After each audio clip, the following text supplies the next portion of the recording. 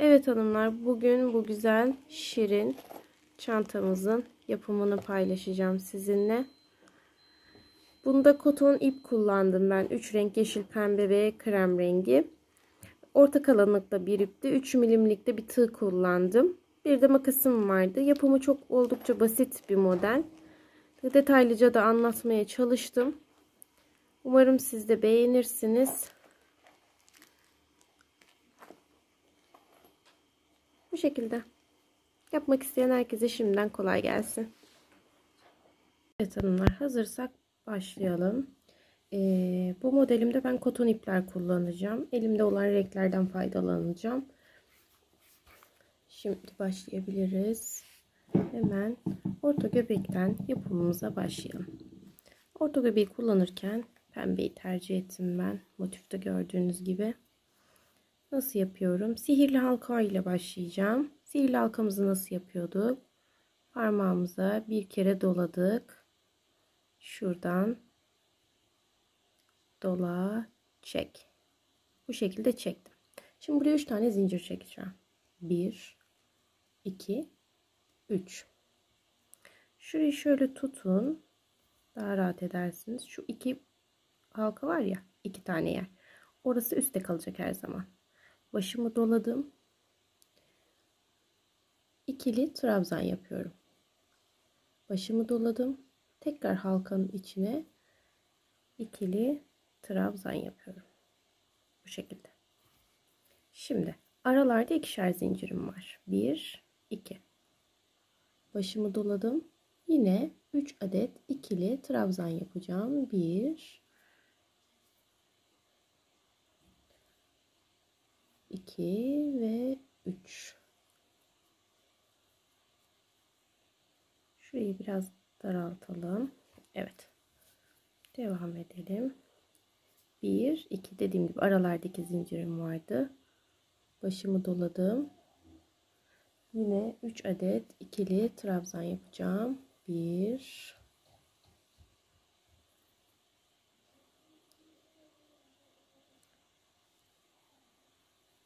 2 ve 3. Pardon.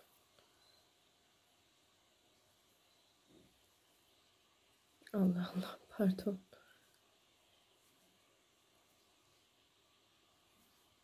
3. Görünüyor mu?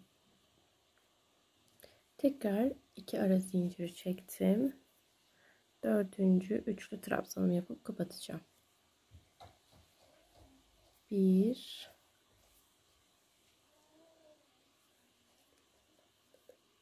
2, 3. Şöyle biraz çekelim.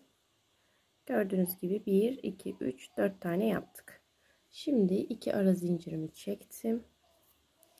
Şu bir saniye, şurayı biraz daha. Evet, 2 ara zincirimi çektim. Şu ilk başladığım zincir vardı ya. Oraya batıp kaydırma yapıyorum. Kaydırma ne demekti? Çektim. Bunun da içinden geçirdim. Bir zincirimi çektim.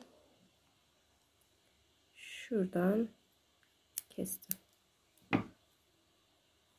Şimdi şu sihirli halkaya başlarkenki ilk ipimiz vardı ya, altta kaldı, bakın şurası. Şu uzun olan. Evet. Onu koparmadan dikkatlice şöyle tutarak çekiyorum. İçerideki halkayı küçültüyorum. Gördüğünüz gibi 4 köşeli bir motif elde etmiş oldum. Ben iplerimi genelde en son motifim bittikten sonra temizliyorum. Çok uzun olanlar varsa uçlarından şöyle alabilirsiniz. Eliniz ayağınıza dokunmasın diye yine. Makasım da iyice körelmiş. Tamam. Şimdi sırada krem rengi ipim var. Hemen alıyorum. Bir zincirimi çektim.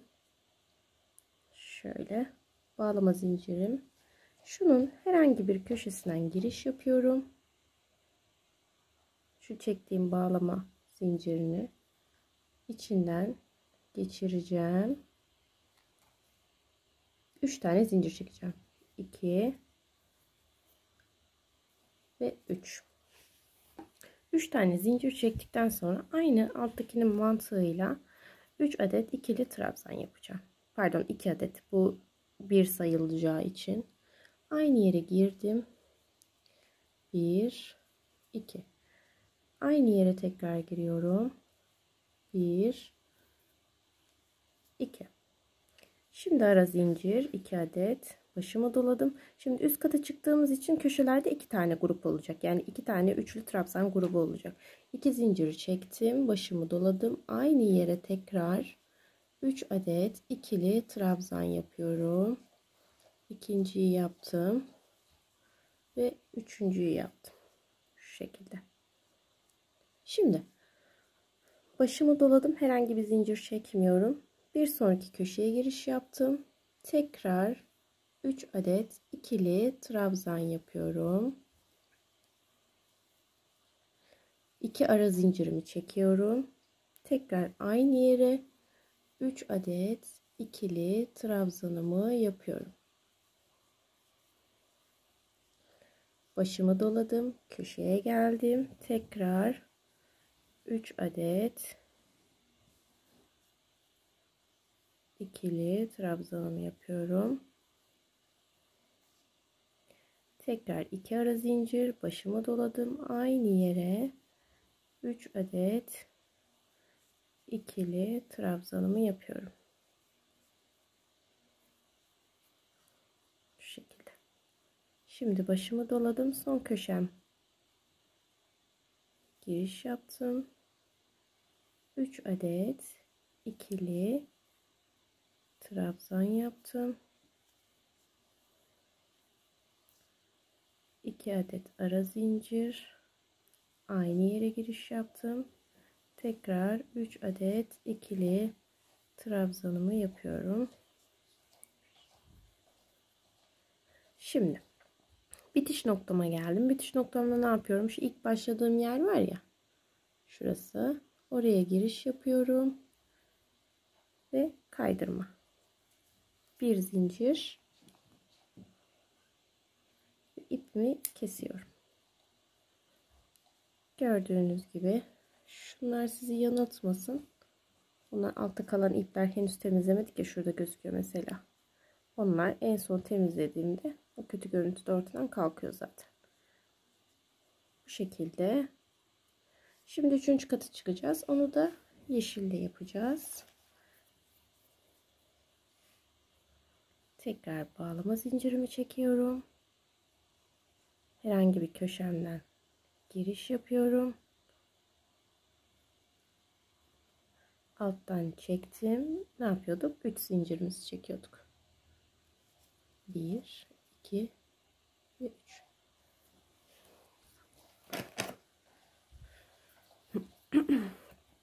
Şimdi 3 zincir çektiğim yer bir tane trabzan sayılıyordu zaten. Hemen ikinciyi yapıyorum.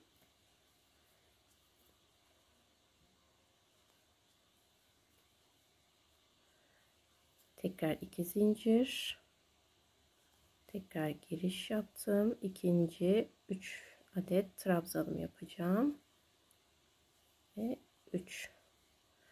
Aralarda zincir çekmiyorduk biliyorsunuz. Sadece köşelerde 2 adet zincirim vardı. O yüzden başımı doluyorum. Şu aradaki boşluğa girdim. 3 adet ikili trabzan yapıyorum. 2 3. Başımı doladım. Köşeme geldim. Tekrar 3 adet ikili trabzanımı yapıyorum.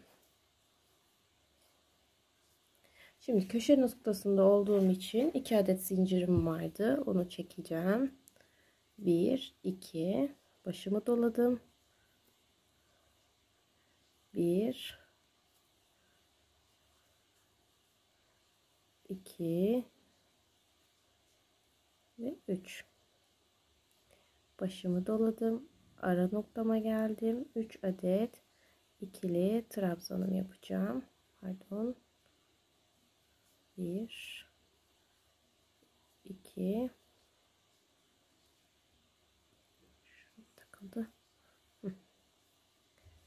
Evet, başımı doladım, köşe noktama geldim.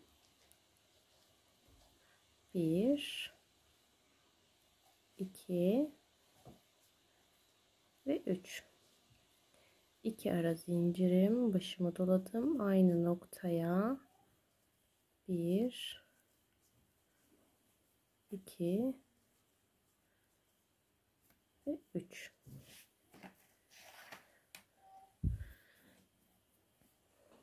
Başımı doladım, araya 1 2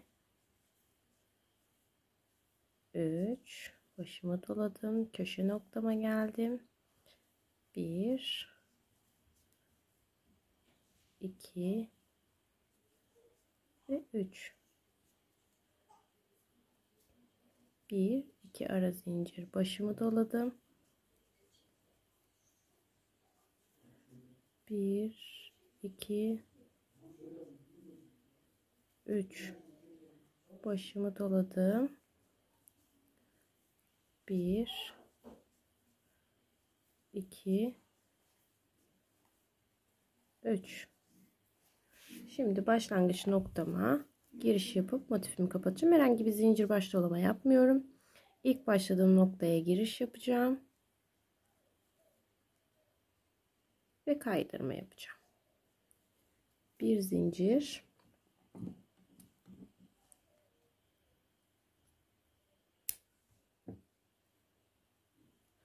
evet.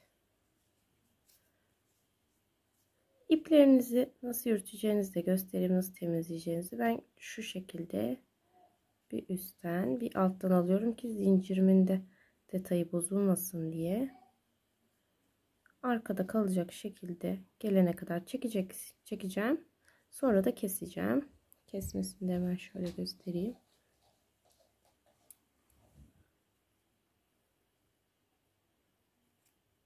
Evet.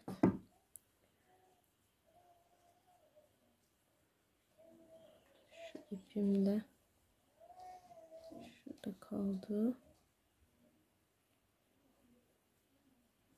Evet. Buradaki tüm iplerimizi alttan yürütelim. Şu görmüş olduklarınızı. Ben böyle bir kere de bütün motifim bittiğinde bir kere temizlemeyi daha çok seviyorum. Alttan yürütelim. Motiflerimizi temizleyip gelelim. Evet, motifimiz bu şekilde olacak. Bundan totalde 9 tane yapacağız. Ben yaptım arka planda 8 tane daha. Şimdi onun birleştirmesini göstereceğim size. Şimdi 9 adeti bu şekilde birbirine sabitleyeceğiz. Tersten gösteriyorum galiba. Evet. Bu şekilde birbirine sabitleyeceğiz. Şimdi ben 8 tanesini gördüğünüz gibi birbirine sabitledim. Ama bu iki ucunu birleştireceğiz çantamın altyapısını oluşturmam için. Şimdi size sabitlemeyi göstereceğim. Yeşil iple bitirdiğim için şu şekilde göstereyim sabitlediğim yerde. Yeşil iple bitirdiğim için tekrar yeşil ipimi kullanacağım. Bir tane bağlama zincirimi çektim. Evet. Şu köşe noktası var ya, gördüğünüz. Oradaki halkamdan giriş yapıyorum. Diğer motifimi de alıyorum. Bu arada ikisinin de bakın ön tarafı. Ters tarafları değil, ön tarafındayım. Şu şekilde burada bunun ön tarafı, burada da bunun ön tarafı kalacak. Şimdi bunun köşesinden de yine şöyle, anlamazsanız şöyle tığınızı sokun. Tam üstlerine gelen zincir sizin köşe noktanızdır. İki halkamı da aldım. Daha sonra bağlamak için çektiğim zincirin içinden geçeceğim. Ve şu şekilde içinden çıkartıp bir adet zincirimi çektim. Böyle. Şimdi ipimi de içeriden yürüteceğim bu esnada. Şimdi sırasıyla gelen şöyle ucuna getireyim. Şöyle çekiştirdiğinizde bakın bütün zincirler şu şekilde birbirine zaten geliyor. Şimdi sıradaki şuradaki ilmekler bakın. Bunda da bu taraftaki, bunda da bu taraftaki. Giriş yapıyorum. Bir tane ondan alıyorum. Bir tane diğer motifimin ilmeğinden alıyorum. İlmeği çıkarttım. Kaydırdım. Sıradaki bir tane bundan alıyorum. Bir tane diğerinden alıyorum. İlmeğimi çıkarttım. Kaydırdım. Ön, arka, ilmek aldım. Kaydırdım. Ve bu esnada elinizi sıkı tutmayın. Yoksa kasma yapabilir motiflerinizde. Bilginiz olsun. Olabildiğince çok bol da olmamak şartıyla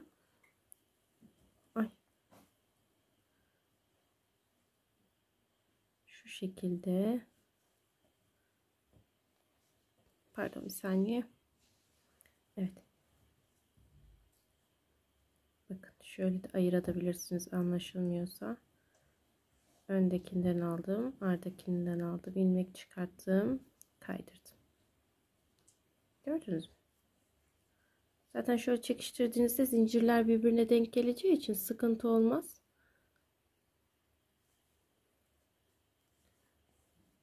Kaydırdım. Bir sonraki kaydırdım.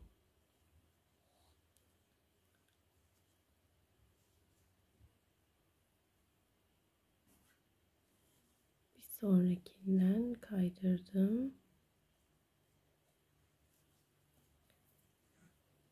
Kaydırdım. Yine aşağıda başladığımız gibi köşe noktasına gelene kadar bu şekilde yapacağız. Bakın köşe noktama az kaldı zaten. Dediğim gibi ne kadar hani göz kararı siz daha iyi bilirsiniz. Hani kasmasın. Köşe noktama geldim. Köşe noktasını dediğim gibi ayırt edemiyorsanız şu şekilde birazcık çekiştirirseniz köşe noktalarınızı bulabilirsiniz. Ve alttan da aldım. Kaydırmamı yaptım. Şu şekilde açalım. Bu şekilde olacak. Bitirdikten sonra bir zincir ve kesiyoruz.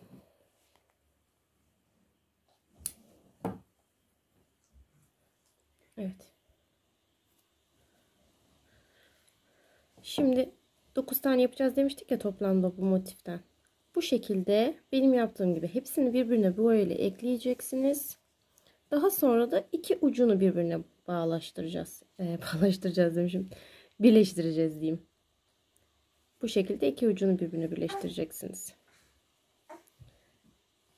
Birleştirelim, beraber gelelim. Evet, bu şekilde tüm motiflerimizi birleştiriyoruz şu şekilde.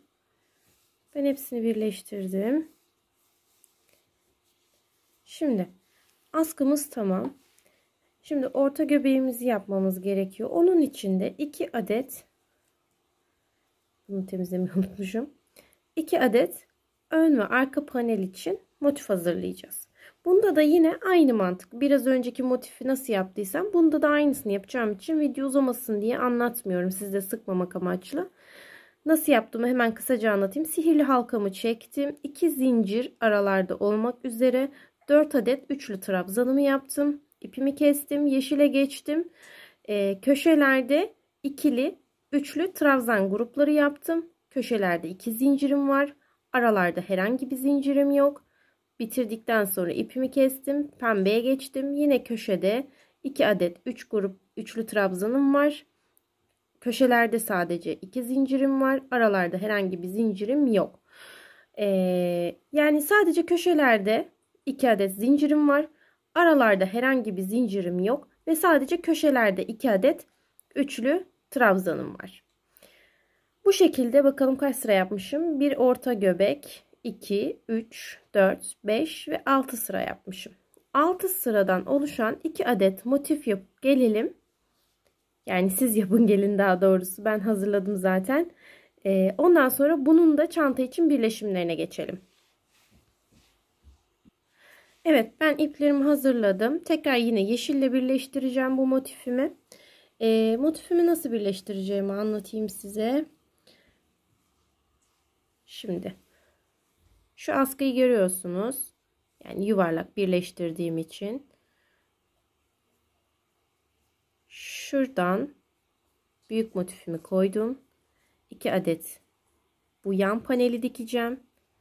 2 adet alt panel için olacak. 2 adet de diğer yan panel için olacak. Yine biraz önceki birleştirme tekniğiyle yine birleştireceğim. Beraber birleştirmeye başlayalım.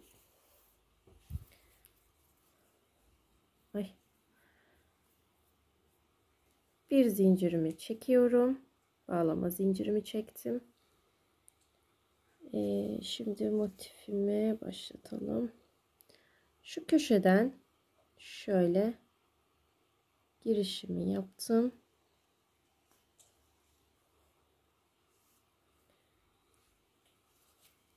Bunun ön tarafı,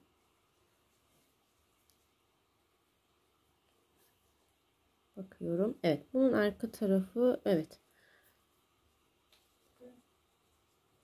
Yani tersleri, şunun arka tarafıyla bunun arka tarafı, bakın tersleri birbirine bakacak şekilde ayarlıyorsunuz. Bunun köşesinden yine şunun köşe noktasını buluyorum.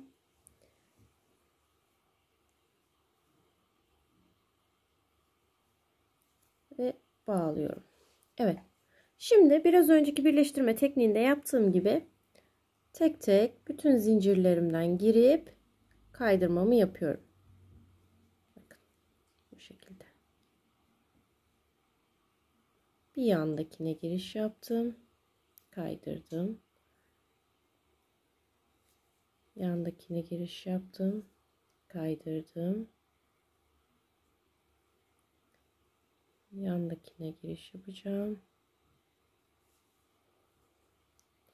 Kaydırdım.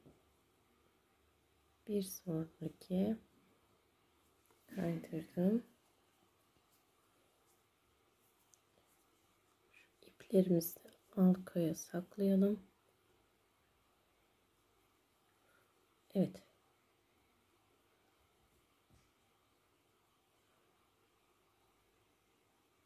Tam da oraya denk gelmiş gibi.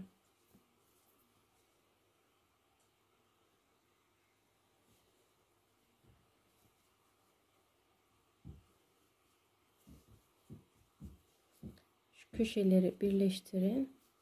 Şöyle denk getirelim yani.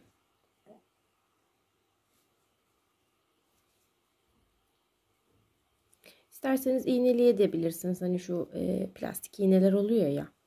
Onlardan da destek alabilirsiniz. Tüm sırayı bu şekilde ilerleteceğim. Yani büyük motifin yanlarına alttaki ikişer motif denk gelecek. Her iki yanına.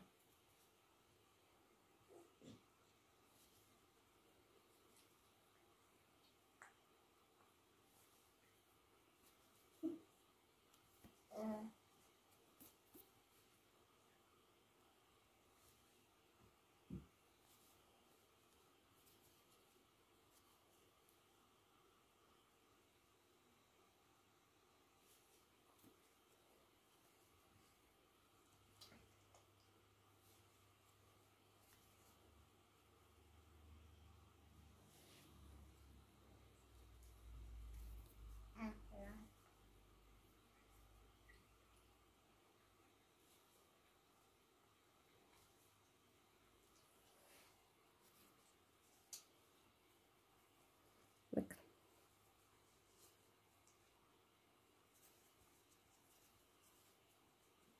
Bu şekilde devam edecek. Şimdi iki köşedeyim. Yine pardon. Evet, iki köşe noktasına geldim.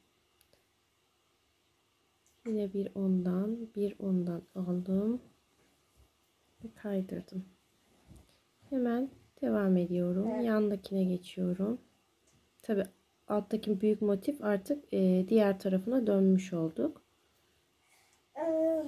Yine bir ondan alarak devam ediyorum.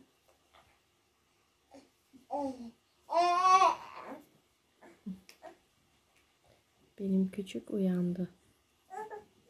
Gündüzleri vakit bulup çekemiyorum diye gece çekeyim dedim. Hatta şu an görüntü kalitesinden inanılmaz rahatsızım. Ama mecbur kaldığım için gece çekeyim dedim. Aksi gibi gece de uyandı.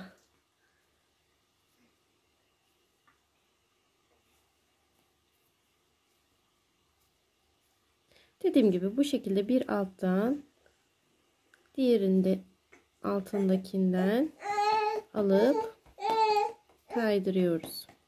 Bu şekilde yapalım. Ondan sonra tekrar görüşelim. Evet, ön paneli diktik. Yani birleştirdik. Dediğim gibi iki motif bu yana geldi. İki motif alta. Diğer iki motifim de iki yana geldi. Şimdi aynı şekilde şu tarafı çevireceğiz yani.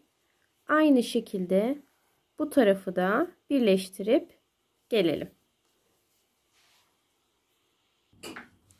Evet, çantamızın ön panelini ve arka panelini de diktik. Yanları bu şekilde oldu. Yani motif tahtasına geçirmediğim için, herhangi bir ütüleme işlemi de yapmadığım için dolayısıyla birazcık kötü duruyor olabilir sizin için. Bu şekilde çok tatlı bir çanta aslında. Bunun tek rengini de çalışmıştık daha önce. Bir de ben şu orta alanda kalanı da yine şu sap kısmını da alttan birleştirdim. Sadece bir parçasını. Diğer iki yan açıkta kaldı. Umarım beğenmişsinizdir. Yapması çok kolay, çok basit bir çanta. İsterseniz kordon çalışıp uzun şuralardan takabilirsiniz. Hani çaprazlama takılması için ya da şu metal zincirler oluyor ya, onlardan da kullanabilirsiniz. Benim kız hemen cüzdanını falan koydu. Bu onun olacakmış. Umarım beğenmişsinizdir. Beğendiyseniz videomu da beğenmeyi, kanalıma abone olmayı unutmayın. Şu ipleri de temizleyeyim hemen. Bu kadardı. Kendinize iyi bakın. Hoşça kalın.